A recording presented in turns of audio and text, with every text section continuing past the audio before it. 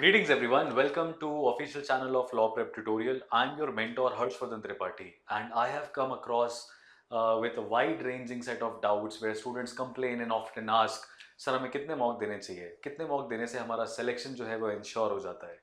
तो how many मॉक्स should I give? Well, ये जो टॉप क्वेश्चन है इसमें 1 ईयर कैंडिडेट और 2 ईयर कैंडिडेट, दो तरीके के कैंडिडेट्स ये क्वेश्चन कर रहे हैं। लेकिन इस साल जिनको क्लैट देना है दिसंबर में, उनकी ये एंजाइटी काफी ज्यादा है। ओवरऑल लार्जर पिक्चर में हम देखें तो एक तरह का डिबेट हमारे सामने निकल के आता है कि ज्यादा मॉक लगाने से सिलेक्शन होगा या कम मॉक्स सही तरीके से लगाने से सिलेक्शन होगा। Volume versus intensity game. क्योंकि कभी आप देखोगे कि ज्यादा मॉक लगा लिया, क्वेश्चंस वापस से रीअटेम्प्ट करे, सारे आंसर सही हो गए, लेकिन मिस्टेक का नेचर एनालाइज नहीं हो पाया। वहीं दूसरी तरफ कम मॉक्स लगाए, मिस्टेक के नेचर को एनालाइज किया और उसके बाद जो सेकेंड थर्ड मॉक दिया उसमें मिस्टेक्स को कम करते हुए चले गए। तो how many mock should I give to ensure selection? Well, आज से अगर हम रफली कैलकुलेट करें तो 145 डेज ही बचे हैं क्लैट 2027 में। और ये चीज नोट करने वाली है। ये मैं इसलिए कह सकता हूं क्योंकि जो भी आपका एग्जामिनेशन होता है उसका जो डेट होता है वो first Sunday, usually first Sunday जो भी दिसंबर का होगा उसमें आपका एग्जामिनेशन हो जाएगा। और इस बार का जो संडे है वो पड़ रहा है अराउंड 6 दिसंबर को। तो आज से हम देखें तो 145 डेज ही बचे हैं, यानी 140 डेज में हमें क्या करना चाहिए? देखिए, क्वालिटी पे हमेशा फोकस करना चाहिए, मॉक क्वांटिटी पे हमें फोकस ज़्यादा नहीं करना चाहिए। यानी जो राइट स्टेप्स हैं वो आपको लेने हैं टू एंश्योर कि आप मॉक्स ज़्यादा लगाएं लेकिन उसको सही तरीके से लगाएं। तो वो राइट स्टेप्स क्या हैं उनके बारे में हम यहाँ पे आपको बताने वाले हैं। आप वीडियो को एंड तक देखिएगा और जो चीज़ें हम आपको यहाँ पे एडवाइस कर रहे हैं, राइट, जो भी चीज़ें हम आपको यहाँ पे एडवाइस कर रहे हैं उनको अपनी एक नोट कॉपी में एक नोट डाउन कर लीजिएगा, जिससे कि आप बार बार सेम क्वेश्चंस आपके मन में ना आए और एक ही बार में आपको ये चीज क्लियर हो जाए। देखिए, कोई भी बच्चा जो फाउंडेशन फेज में है, जो तैयारी अभी हाल फिलहाल शुरू किया है, उसको ये इंश्योर करना चाहिए कि वो मॉक से भागे ना। हमने हमेशा देखा है 2 ईयर कैंडिडेट जो 11th क्लास के हैं वो प्रिपरेशन को स्टार्ट करते हैं और उनको ये लगता है कि अभी सिलेबस मेरा नहीं हुआ है, अभी टॉपिक्स मेरे नहीं हुए हैं, तो मुझे मॉक नहीं अपियर करना चाहिए। ऐसा नहीं है। आपके मॉक की जो इंटेंसिटी है वो काफ़ी कम रहेगी। आपको हर 2 हफ्ते में एक मॉक अपियर करना है। आपको ये इंश्योर करना है कि आप मॉक्स को एटलीस्ट एग्जामिनेशन एनवायरनमेंट को फेस करें एवरी संडे। लेकिन फिर भी अगर आप हर संडे नहीं कर पाते हैं तो आप ऑल्टरनेट संडेज को रखिए और बाकी जो रिमेनिंग मॉक्स हैं उसको सेक्शनल टेस्ट की तरह आप जरूर अपियर कर सकते हैं। मेन फोकस आपको रीडिंग स्टैमिना बिल्ड करने पे करना है, पैसेज की अंडरस्टैंडिंग, पैसेज के फॉर्मेट्स आपको करना है और आपको कंफर्टेबल होना है कि भाई 2 घंटे एक जगह पे बैठ के हमें बिना स्कोर का स्ट्रेस लिए हमें इन चीज को क्या है चेस करना आना चाहिए। क्योंकि रेजिलियंस टू रीड नाम की एक चीज होती है जो डेवलप होने में सिग्निफिकेंट अमाउंट ऑफ टाइम लेती है। अराउंड 90 to 100 डेज लगता है 2 घंटे का सिटिंग हैबिट बनाने में। और उस 2 घंटे में सिर्फ मॉक नहीं लगाने हैं, राइट, उस 2 घंटे में आपको क्वेश्चंस भी सॉल्व करने हैं, पैसेज को भी समझना है और ये भी कैलिब्रेट करना है कि कौन सा सेक्शन पहले करें, कौन सा सेक्शन बाद में करें। तो ये एक बहुत इंपॉर्टेंट चीज हमारे सामने आती है। उसके बाद आप दूसरे तरीके के कैंडिडेट्स देखेंगे जिनको इस साल क्लैट देना है। तो मेरा ये सजेशन उन कैंडिडेट्स को यही है कि जैसे जैसे एग्जाम पास आता जाएगा आपके मॉक की जो फ्रीक्वेंसी है वो बढ़ती जानी चाहिए। ठीक है, हो सकता है अगर आपने 1 महीने पहले प्रिपरेशन स्टार्ट करी हो, कुछ ऐसे होंगे जिन्होंने जनवरी से स्टार्ट करी होगी, कुछ ऐसे होंगे जिन्होंने मिड ऑफ मार्च से स्टार्ट करी होगी, कुछ ऐसे होंगे जिन्होंने बोर्ड्स के बाद प्रिपरेशन को टेकअप किया है। तो ओवरऑल हमारा प्रैक्टिस और कंसोलिडेशन फेज होता है स्टार्टिंग में, जहां पे एक मॉक पर वीक यानी 4 मॉक्स इन अ मंथ हमें लगाने चाहिए। और आपको सेक्शन वाइज टाइम मैनेज करना आता है। यहाँ पे आपको एक्यूरेसी को ट्रैक करना रहता है। वैसे एक्यूरेसी को ट्रैक स्टार्टिंग में नहीं करना चाहिए, 100+ अटेम्प्ट्स पे फोकस करना चाहिए। और आपको सेक्शन के ऑर्डर्स के साथ एक्सपेरिमेंट करते रहना है कि भाई कभी मैथ से अपन ने मॉक खोला, कभी अपन ने जीके से खोला, कभी अपन ने लीगल से खोला। क्या एडवाइजेबल है? वेल, एडवाइजेबल तो ये है कि आप हमेशा इंग्लिश सेक्शन या क्वांटिटेटिव आपकी टेक्निक के साथ, इंग्लिश या क्यूटी के साथ मॉक को ओपन करिए। अगर आप ऐसे कैंडिडेट हैं जिसका रीडिंग कॉम्प्रिहेंशन ठीक है तो इंग्लिश से ओपन करिए, वो आपको सेंस ऑफ कॉन्फिडेंस देगा।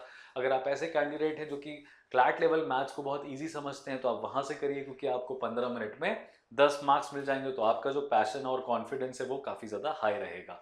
लेकिन जब आप मिडिल फेज में आएंगे तो यहाँ पे इंटेंसिटी बहुत मैटर करती है, यानी जो टाइम अभी चल रहा है at present, that is June, July, August, September, ये वाला जो टाइम फ्रेम है यहाँ पे इंटेंसिटी बहुत मैटर करती है, राइट। तो आपको यहाँ पे 2 मॉक्स पर वीक देना ही चाहिए, और एलपीटी में ये चीज स्टार्ट हो गई है, एवरी वेंसडे, एवरी संडे एक मॉक होता है, 2 मॉक पर वीक हो रहा है।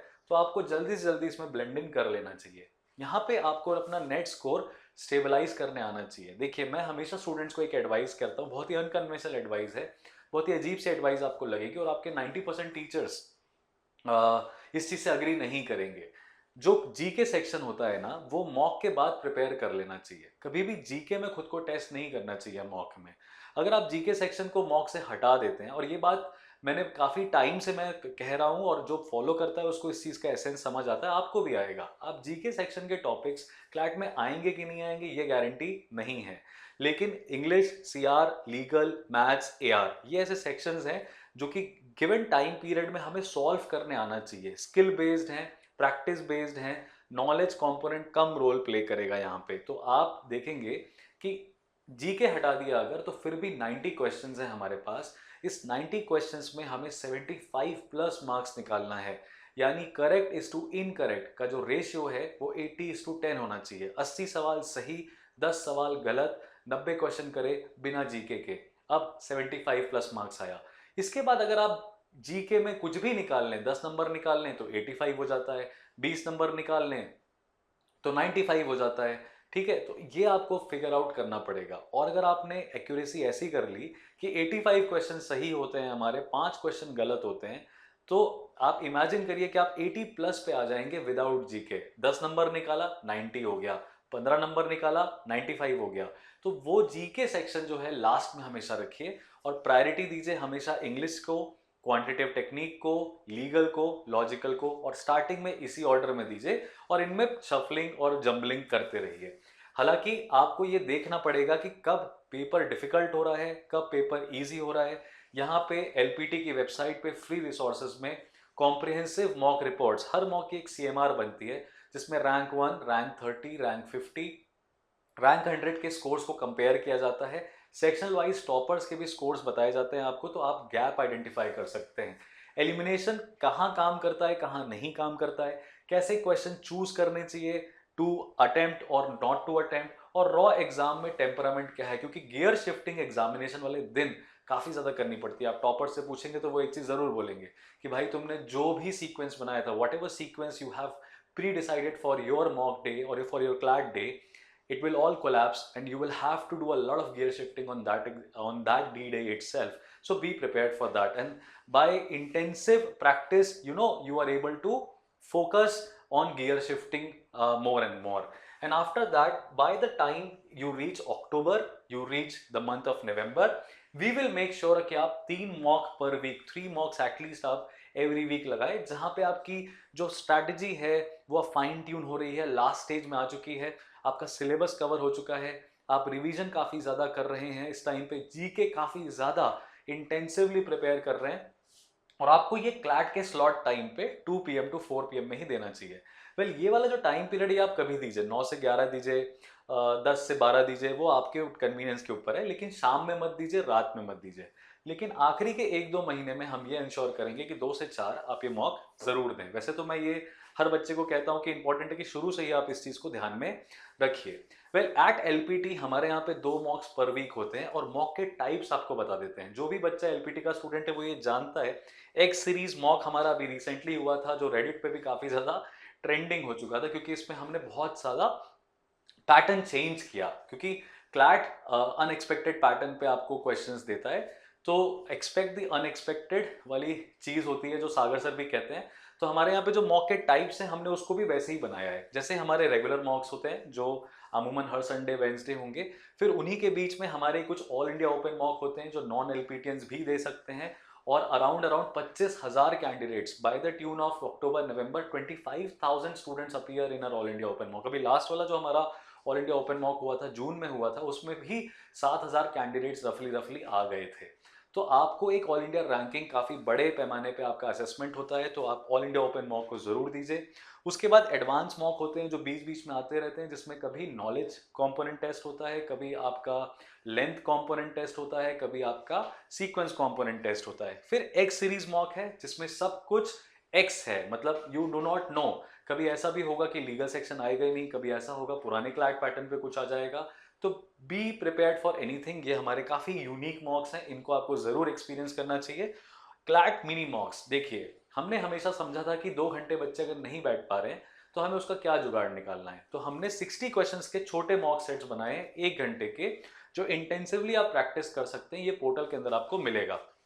ओवरऑल आपको 150 प्लस मॉक्स मिलेंगे जो आपको देने भी चाहिए, और 18,000 से ज़्यादा क्वेश्चंस आप फेस करोगे अगले 6 महीने में, 5 महीने में, जो भी हमारे पास बचा हुआ है, 140 डेज जो बचे हुए हैं। तो अब इसके बाहर ऐसा क्या है जो आपसे क्लैट पूछ देगा और आप नहीं कर पाएंगे, राइट? तो ये चीज़ को ध्यान में रखिएगा। और फाइनली क्लैट में जो सिलेक्शन होता है वहां पे याद रखिएगा कि it is only 10% mock attempts and 90% mock analysis.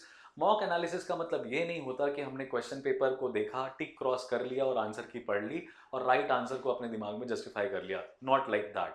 हमेशा एक मॉक को, और ये भी मेरी ही स्ट्रैटेजी है जो मैं आपके सामने रख रहा हूँ, 90% आपके टीचर्स के साथ आप डिस्कस करेंगे तो वो डेफर करेंगे। आपको मॉक एनालिसिस में अगर 1 घंटा 1.5 घंटा लगता है तो आप मॉक एनालिसिस नहीं कर रहे हैं, आप सिर्फ अपनी मिस्टेक्स को देख रहे हैं, आंसर की रीड कर रहे हैं। मॉक एनालिसिस में प्रॉपरली अगर हम जाएं तो हमें 3 से 4 घंटा मिनिमम लगेगा, मिनिमम। मैक्सिमम अगर आप आपकी वीकनेसेस पे काम करेंगे तो 2-2 दिन 3-3 दिन तक मॉक एनालिसिस चल सकती है। अमूमन आपको ये ध्यान रखना है कि 4 स्टेजेस से आपको आपके मॉक देने के बाद उसको गुजारना है। सबसे पहला स्टेज है आपको री अटेम्प्ट करना है। पूरे मॉक को आपने संडे को दिया, आपको संडे की शाम को या मंडे की सुबह बैठ के पूरा मॉक दोबारा लगाना है। जो गलत क्वेश्चन है स्पेसिफिकली उनको दोबारा सॉल्व करना है, पैसेज दोबारा पढ़ना है, और कोई टाइमर बेस्ड एक्टिविटी करने की जरूरत नहीं है। स्टेज 2 में आपको अब मिस्टेक्स को एनालाइज करना है। देखिए मिस्टेक्स 3 तरीके से आप क्लासिफाई कर सकते हैं, या हम एक रेशियो बता देते हैं। कुछ ऐसे पैसेजेस होंगे जहां पे 1 सही 4 गलत होगा। ये होता है नॉलेज गैप, कॉन्सेप्ट गैप। आप इसको प्रिपेयर करिए, इस टॉपिक को प्रिपेयर करिए, रिसर्च करिए, गूगल सर्च करिए, मॉड्यूल से पढ़िए, जैसे भी आप कर सकते हैं। दूसरे तरीके के सेक्शंस होते हैं जहां पे आपके 4 सही 1 गलत हैं। ये लोग सिली मिस्टेक कहते हैं। ये सिली मिस्टेक नहीं, ये ब्लंडर्स होते हैं। कि अगर आपको पैसेज सही समझा, आपने 4 सवाल सही किए, तो फिर ये एक टाइप ऑफ क्वेश्चन गलत कैसे हुआ, ये आपको रीअटेम्प्ट करने के दौरान फिगर आउट होगा कि कभी कोई वर्ड मिस हो गया, कभी पैसेज की कोई लाइन मिस हो गई, कभी मिस इंटरप्रिटेशन कर लिया, जल्दी जल्दी में क्वेश्चन ढंग से नहीं पढ़ा, एलिमिनेशन सही तरीके से नहीं लगाया, जो फर्स्ट ग्लांस में दिखा उसको मार्क कर दिया, और ये ब्लंडर्स होते हैं। आपको इन पे पहले काम करना चाहिए। उसके बाद तीसरे तरीके की कैटेगरी होती है जहाँ पे 2 सही 3 गलत या 3 सही 2 गलत होता है। आप जितना ज़्यादा रीअटेम्प्ट करेंगे और फिर आंसर की कोई डिटेल फॉर्मेट में पढ़ेंगे तो आपको रीजनिंग जो है क्लियर होने लगेगी। और याद रखिएगा, अपनी रीजनिंग के हिसाब से आंसर की रीजनिंग मत बनाओ। आंसर की रीजनिंग के हिसाब से अपनी रीजनिंग को रीवायर करो, रीशेप करो, रीफॉर्म करो। ये ज़रूरी होता है। और ये काम आप आपके स्टेज 2 के टाइप पे ही करते हो। फिर स्टेज 3 होता है जहां पे आपको टॉपिक्स को प्रिपेयर करना है। लीगल करंट अफेयर्स का कोई टॉपिक आया, स्टैटिक लीगल का कोई टॉपिक आया, जीके में कोई सेक्शंस ऐसे आए जो नहीं पता थे, इनको प्लीज लिस्ट डाउन करिए और प्लीज प्रिपेयर करिए before you get down to the next mock. और 4th स्टेज होता है अपने मॉक्स को देखिए, क्वेश्चंस के बगल में जो भी गलत होते हैं उनमें मिस्टेक्स का नेचर आइडेंटिफाई करने के बाद रीजंस लिखते हुए चलिए और उनको पढ़ते हुए चलिए। तो आपके पास एक लिस्ट ऑफ मिस्टेक्स हो जाएगी, एक बैगेज हो जाएगा कि इंग्लिश में किस टाइप के क्वेश्चंस आप गलत करते हैं और क्यों गलत करते हैं। इसी तरीके से लीगल, जीके, लॉजिकल, सबके लिए क्यूटी के लिए बन जाएगा। देखिए क्यूटी में गलती कम होती है, क्यूटी में अटेम्प्ट ही 0 होता है। हमने देखा है कि क्यूटी में बच्चे सेक्शंस कम अपेयर करते हैं। जैसे इंदौर में मैं सेंटर डायरेक्टर हूँ तो यहाँ पे हमारे पास 150 से ज़्यादा बच्चे हैं। तो हमने एक सेट पैटर्न किया है कि जुलाई से लेके अगस्त तक में आपको क्यूटी पहले करना है, फिर इंग्लिश करना है, फिर लीगल करना है और फिर लॉजिकल करना है। तो ये वाली जो चीज़ है ये हमने इंश्योर करा है, उससे मार्क्स काफ़ी ड्रॉप हुए हैं। बट क्यूटी से जो बच्चे डर के भाग रहे थे, जो अटेम्प्ट नहीं कर रहे थे, उन्होंने भी 30-30 मिनट्स दिए हैं और 3-4 नंबर निकालना शुरू कर दिया है। तो ये स्ट्रैटेजी काफ़ी ज़्यादा कारगर है, काम कर रही है, आप भी इसको ट्राई करिएगा।